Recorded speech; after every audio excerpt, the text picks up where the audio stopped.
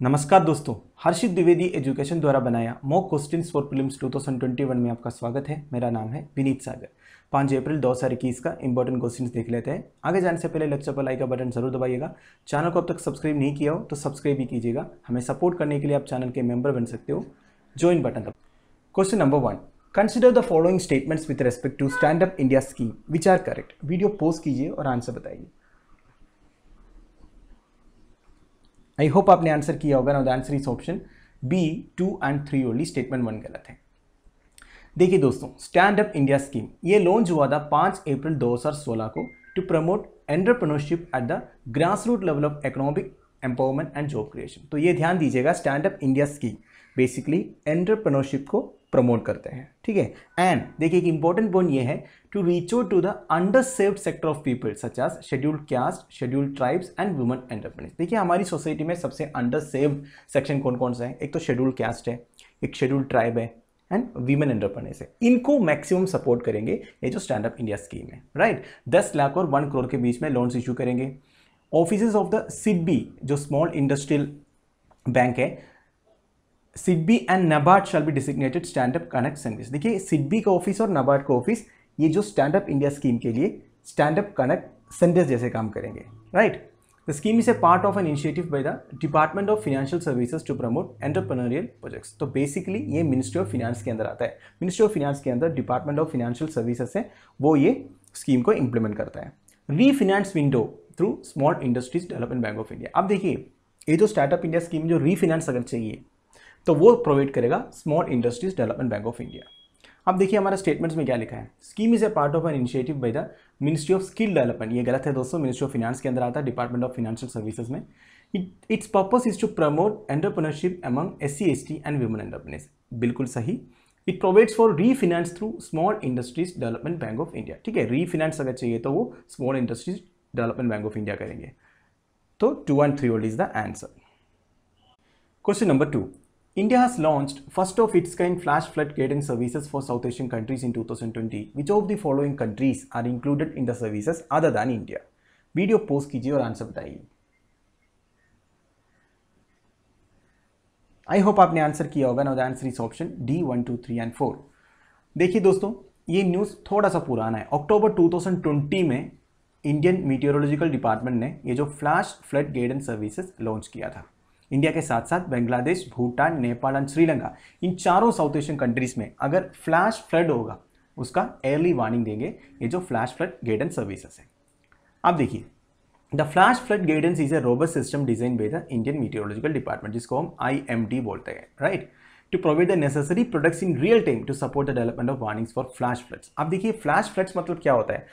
जो फ्लड्स बहुत जल्दी आ जाता है, जैसे कोई नेचुरल डैम टूटा या कोई मैन मेड आर्टिफिशियल डैम टूट गया तो फ्लड्स बहुत जल्दी आ जाएगा ना। और मेल्टिंग ऑफ आइस से भी होता है। रिसेंटली जो उत्तराखंड में हुआ था फ्लैश फ्लड्स, ठीक है, ग्लेशियर टूटा था, तो वो सब फ्लैश फ्लड्स होता है, बहुत जल्दी आ जाता है, लोगों को इवैक्यूएट करने का भी टाइम नहीं मिलता है। तो इसी तरह जो फ्लैश फ्लड्स का वार्निंग देंगे ये जो फ्लैश फ्लड गाइडेंस सर्विसेज है, राइट। अब देखिए बांग्लादेश, भूटान, नेपाल एंड श्रीलंका में भी है इंडिया के साथ साथ। तो answer is option D 1, 2, 3 and 4। Question number 3, what is ingenuity often seen in the news recently. Video post कीजिए और आंसर बताइए। आई होप आपने आंसर किया होगा। Now the answer is option A, a small robotic helicopter located on Mars. देखिए दोस्तों, आप लोग सब नासा का मार्स मिशन के बारे में सुना होगा। मार्स मिशन में परसेवरेंस करके एक रोवर अटैच था जो मार्स सरफेस में ड्राइव करके पूरा सर्वेलेंस करेगा। अब ये परसेवरेंस रोवर के साथ साथ एक स्मॉल रोबोटिक हेलीकॉप्टर भी अटैच था जिसका नाम है इंजेन्युइटी। इंजेन्युइटी एंड परसेवरेंस, ये दोनों नाम आप ध्यान दीजिएगा, एग्जामिनेशन पर्पस के लिए इंपॉर्टेंट है।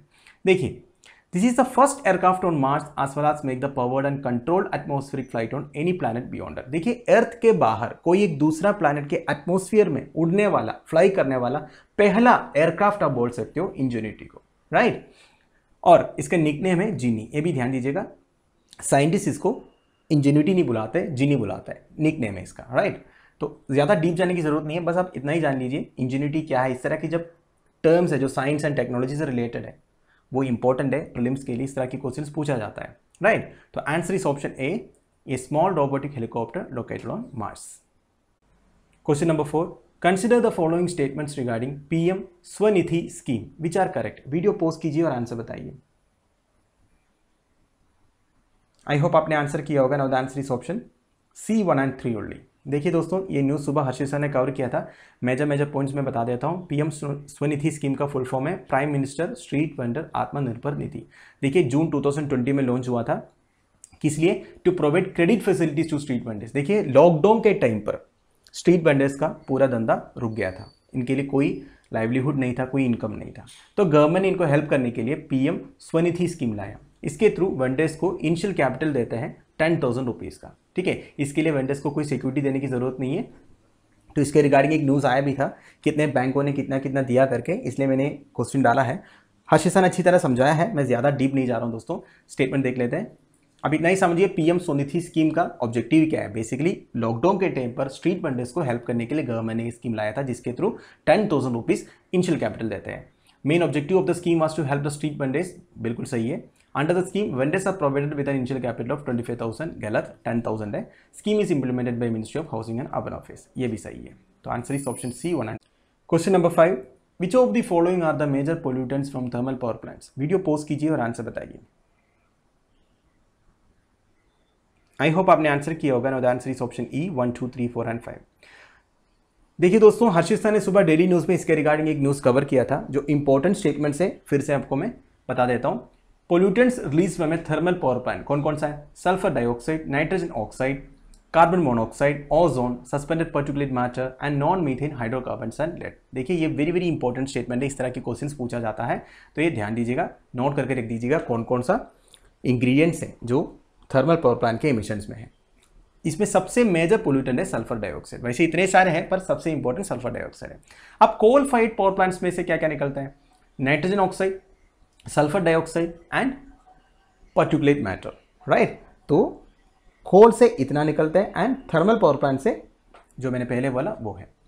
According to the centre for science and environment, thermal power plants account for more than 60% of total industrial emissions of particulate matter. अब देखिए पार्टिकुलेट मैटर क्या आपको पता है? PM10, PM2.5, मतलब जो छोटे छोटे पार्टिकल्स है जो हमारे नाक से लंग्स तक जा सकता है, ये पार्टिकुलेट मैटर है। हमारे हेल्थ के लिए सही नहीं है। इसकी डायमीटर, जो छोटे छोटे पार्टिकल्स का डायमीटर के हिसाब से इसको क्लासीफाई किया है। PM10, पार्टिकुलेट मैटर 2.5, इस तरह। तो इसमें जितना PM नीचे होगा उतना खतरनाक है, क्योंकि वो नाक से हमारा लंग्स तक चला जाएगा, राइट। तो ये पार्टिकुलेट मैटर का एमिशंस में, पूरा इंडस्ट्रियल एमिशंस में सबसे ज्यादा कंट्रीब्यूट करता है TPP, वो भी 60%। ये इंपॉर्टेंट स्टेटमेंट है दोस्तों, ये ध्यान दीजिएगा। And these are also responsible for 70% of total fresh water withdrawal. ठीक है, पूरे इंडस्ट्रीज जितने भी फ्रेश वाटर कंज्यूम करते हैं उसमें 70% थर्मल पावर प्लांट्स करते हैं। ठीक है, तो ये सब ध्यान दीजिएगा, वेरी वेरी इंपॉर्टेंट स्टेटमेंट्स हैं। अब हमारे स्टेटमेंट्स में चलिए क्या क्या लिखा है? सल्फर डाइऑक्साइड बिल्कुल है, nitrogen oxide, carbon monoxide, ozone, non methane hydrocarbons. तो answer is option E 1, 2, 3, 4 and 5। तो दोस्तों हमारे डेली 5 मॉक क्वेश्चन इधर खत्म हो रहे हैं। कल एक क्वेश्चन पूछा था मैंने ग्रेट ग्रीन वॉल के बारे में। Answer is option C Africa.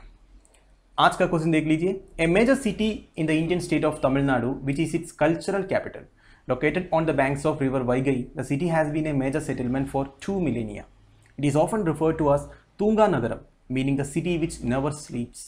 It was called the Athens of the East by Greek explorer Megasthenes in 3rd century BC. About which Indian city the statement refers to? इस question का answer आप मुझे comment box में बता दीजिएगा। तो दोस्तों ये वीडियो मैं इधर फिनिश कर रहा हूँ। मैं उम्मीद करता हूँ आप लोगों को मेरे वीडियो से कुछ यूज़ हो रहा है, आपकी पढ़ाई ठीक से हो रहा है। आप यूपीसी प्रीलिम्स के लिए ज़्यादा दिन बचा नहीं है, मन लगा के ध्यान से पढ़ लीजिएगा सब कुछ। इस लेक्चर का PDF एज यूजुअल आपको टेलीग्राम चैनल में मिल जाएगा, जिसका लिंक नीचे डिस्क्रिप्शन में प्रोवाइडेड है। Thank you for watching, bye bye, have a nice day.